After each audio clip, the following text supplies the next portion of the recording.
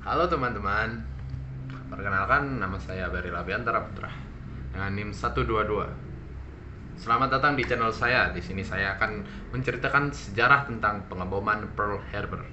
Pengeboman Pearl Harbor adalah serangan dadakan yang dilakukan oleh Angkatan Laut Kekaisaran Jepang terhadap armada Pasifik Angkatan Laut Amerika Serikat yang tengah berlabuh di pangkalan Angkatan Laut Pearl Harbor, Hawaii pada hari Minggu pagi 7 Desember 1941. Tujuan serangan Pearl Harbor adalah untuk melumpuhkan Angkatan Laut Amerika Serikat di Pasifik, walaupun sementara.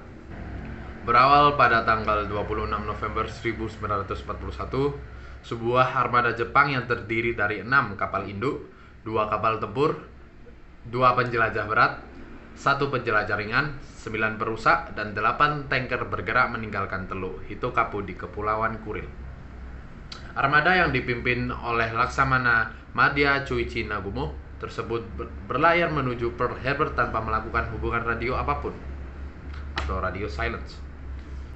Lalu, pada pagi hari tanggal 7 Desember 1941, ratusan pesawat pemburu, pengebom, dan pengebom torpedo diluncurkan dari ke-6 kapal induk tersebut dan mengebom pangkalan militer Amerika Serikat yang terletak di Kepulauan Hawaii.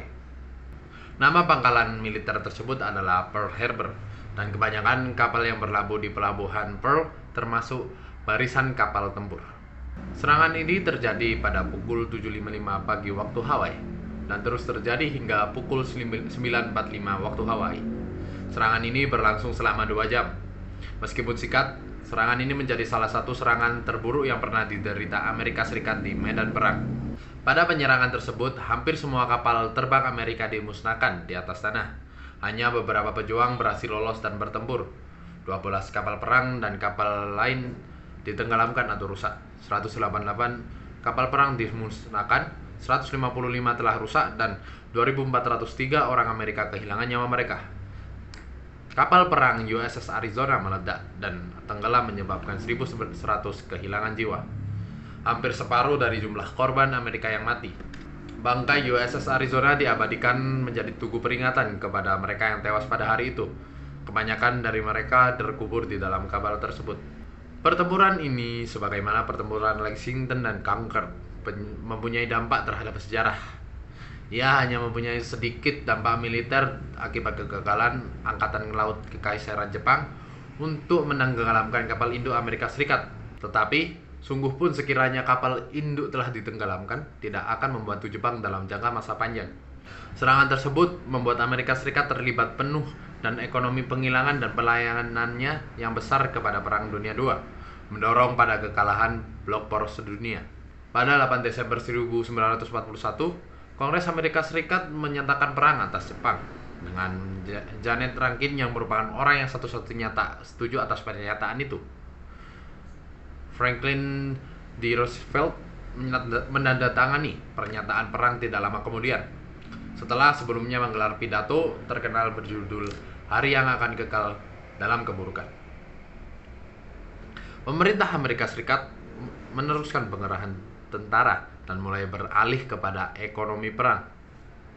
Permasalahan terkait adalah kenapa Jerman Nazi menyatakan perang atas Amerika Serikat pada 11 Desember 1941, sejurus selepas serangan Jepang. Hitler tidak melakukannya di bawah syarat blok poros, tetapi tetap melakukannya. Ini pastinya menggandakan kemarahan penduduk Amerika dan membenarkan Amerika Serikat untuk meningkatkan sokongannya terhadap Britania Raya, yang melewatkan sedikit tempo tindakan pembalasan Amerika atas kekalahan di Pasifik. Amerika Serikat membalas dendam tak lama setelah deklarasi perang. Rasa nasionalisme membuncah di seluruh Amerika Serikat, dari pantai timur ke pantai barat. Rakyat memobilisasi diri bergabung dalam satuan pertahanan sipil. Di New York, wali kota Fiorella LaGuardia memerintahkan penangkapan warga keturunan Jepang. Mereka kemudian dikirim ke Pulau Ellis dan ditahan tanpa batas waktu. Di California, sistem baterai anti pesawat dipasang di Long Beach dan Hollywood Hills. Laporan tentang aktivitas mata-mata warga Amerika Serikat keturunan Jepang mengalir deras ke Washington DC. Meski mereka telah menyatakan kesetiaan pada Amerika Serikat, bukan negeri leluhurnya. Serangan Jepang ke Pearl Harbor menyeret Amerika Serikat ke pusaran Perang Dunia II. Dan seperti sumpah Franklin Delano Roosevelt, Amerika Serikat keluar sebagai pemenang. 2 bom atom, Little Boy dan Fat Boy, menghancurkan kota Hiroshima dan Nagasaki.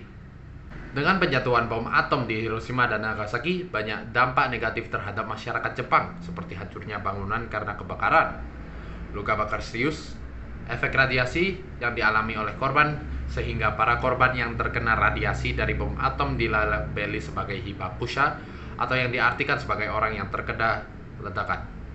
Menurut saintismen, bom Hiroshima menewaskan sekitar 90.000 sampai 120.000 orang yang meninggal baik seketika ataupun selama beberapa minggu dan bulan berikutnya karena cedera atau penyakit radiasi akut akibat kerusakan sumsum tulang dan saluran usus. Bom yang meratakan Nagasaki 3 hari kemudian merenggut 60.000 hingga 70.000 nyawa. Perkiraan jumlah kematiannya kasar karena tidak ada mayat yang tersisa untuk dihitung di dekat hipocenter.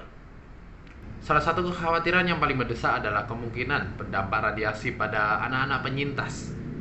Jelas bahwa pengeboman itu berdampak pada anak-anak yang masih dalam kandungan pada Agustus 1945, mengakibatkan peningkatan jumlah bayi yang lahir dengan ukuran kepala kecil.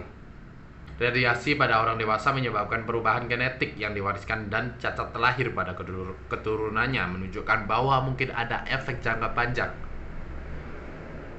Para penyintas bom nuklir telah lama mengalami diskriminasi karena khawatir mereka mungkin mengalami gangguan fisik atau psikologis, dan anak-anak mereka mungkin mewarisi cacat genetik. Stigma telah mempengaruhi korban perempuan lebih besar daripada laki-laki. Peristiwa ini menjadi perdebatan dunia karena tetap menjadi satu-satunya bom nuklir yang digunakan dalam perang. Ada yang mengatakan kejadian ini mengakhiri Perang Dunia II lebih awal, yang akan menyebabkan lebih banyak korban di kedua belah pihak.